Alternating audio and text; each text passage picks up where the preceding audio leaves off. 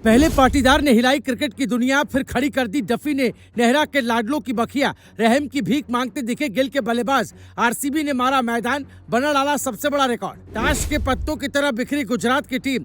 पलटा पाटीदार ने 33 गेंदों में मैच का सीन। रनों की बरसात कर बनाया गेंदबाजों का तमाशा। बन गए आरसीबी के बल्लेबाजों में बादशाह।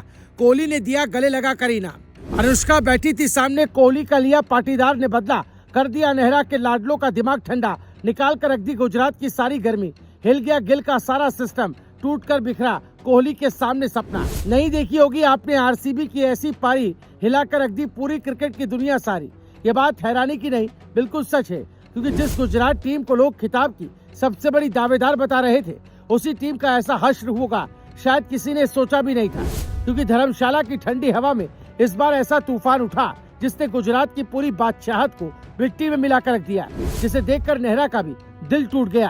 क्योंकि आरसीबी के खिलाड़ियों के पहले बल्ले से आग बरसी और फिर गेंद से ऐसा हमला हुआ कि गुजरात की पूरी टीम ताश के पत्तों की तरह बिखरती चली गई। एक तरफ स्टैंड में बैठी अनुष्का मुस्कुरा रही थी, तो दूसरी तरफ विराट कोहली के चेहरे पर अलग ही संतोष दिखाई दे रहा था। क्योंकि इस बार आरसीबी सिर्फ जीतने नहीं उतरी थी, बल्कि इतिहास लिखने उतरी थी। और इतिहास ऐसा लिखा गया जिसे सालों तक याद रखा जाएगा। आपको बता दें, शुरुआत से ही आरसीबी का इरादा खतरनाक दिख रहा था। पहले ही ओवर से रन बरसने लगे। वेंकटेश अय्यर ने सिर्फ 7 गेंदों पर 19 रन ठोककर संकेत दे दिया कि आज मामला बड़ा होने वाला है। पावर प्ले में 76 रन बनाकर आरसीबी ने गुजरात को पूरी तरह बैकफुट पर धकेल दिया। बीच में जेसन होल्डर ने विराट कोहली 43 और देवदत्त पडिक्कल ने 30 को आउट कर थोड़ी वापसी जरूर कराई, लेकिन इसके बाद मैदान पर जो हुआ उसने मुकाबले का चेहरा बदल दिया। क्योंकि इसके बाद कप्तान रजत पाटीदार आए और फिर क्रिकेट की किताब में नया अध्याय लिख दिया गया।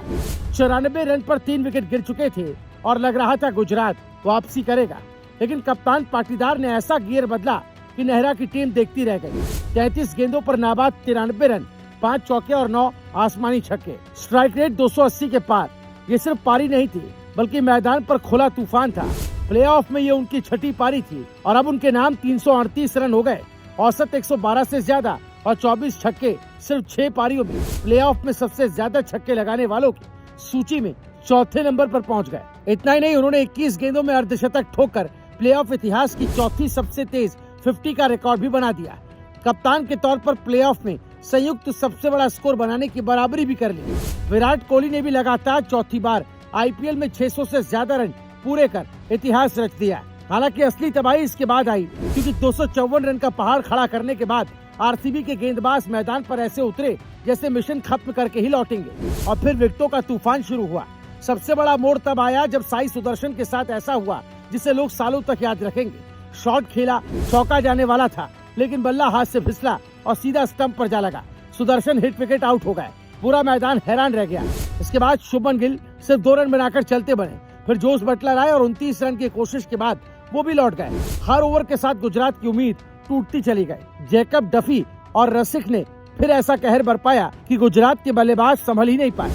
वॉशिंगटन सुंदर, राशिद खान और बाकी बल्लेबाज आते गए और जाते गए। स्कोरबोर्ड चल रहा था, लेकिन गुजरात की पारी रुकती जा रही थी। डगआउट में बैठे नेहरा के चेहरे पर मायूसी साफ दिखाई देने लगी, क्योंकि जिस टीम ने पूरे सीजन दबदबा बनाया था, वही टीम अब मैदान पर पूरी तरह बेबस नजर आ रही थी।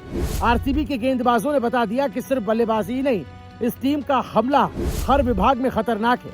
और आखिरकार वही हुआ जिसका इंतजार बेंगलुरु के फैंस कर रहे थे। आरसीबी ने सिर्फ मुकाबला नहीं जीता, बल्कि फाइनल का टिकट भी काट लिया। Bureau report, Bharat positive.